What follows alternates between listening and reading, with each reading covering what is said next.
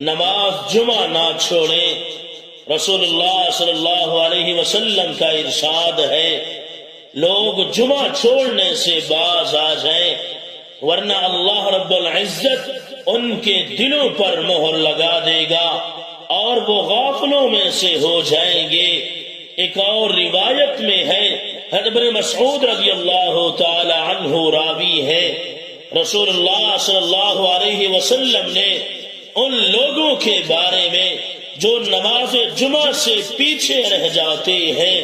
یعنی نماز جمعہ نہیں پڑھتے فرمایا کہ میں سوچتا ہوں میں کسی شخص سے کہوں